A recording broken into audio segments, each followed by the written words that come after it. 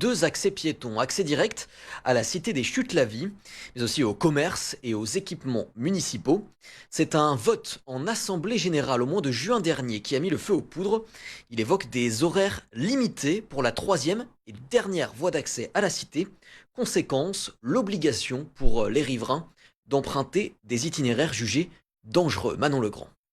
Le portail que vous voyez derrière moi a été soudé durant la période du Covid. Ce mardi matin, c'est donc une quarantaine d'habitants du quartier ainsi que des locataires de la cité des Chutes-la-Vie qui se sont rassemblés pour dénoncer le fait de ne pas avoir été consultés sur l'accès piéton qui est donc condamné depuis plusieurs années. Et cela les oblige à faire un détour par le boulevard Guigou afin d'emmener par exemple leurs enfants à la crèche ou tout simplement de se déplacer.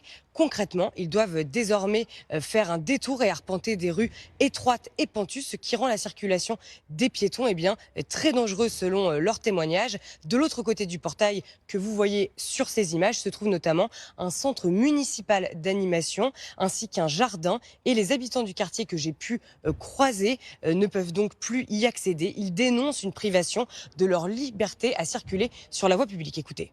Si je veux venir de ce côté, il faut que je fasse tout le tour de la cité. Là, en 5 minutes, je suis chez mes parents. Plus d'une demi-heure. Dont les personnes âgées, les poussettes, les enfants ne peuvent pas aller dans les commerces sans risquer leur vie. On est à 200 mètres de la crèche ici, contre en fait 1 kilomètre.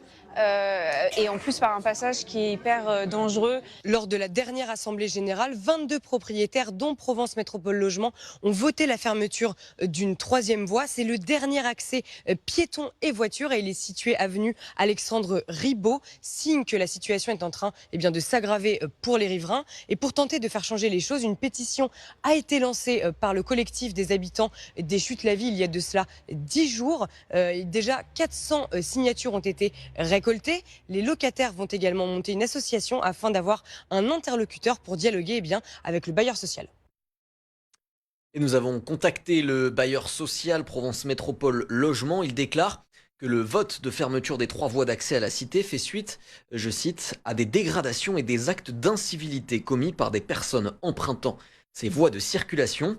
Notez que la nouvelle présidente de Provence Métropole Logement, Solange Biaggi, a toutefois accepté de recevoir dans les prochains jours une délégation du collectif.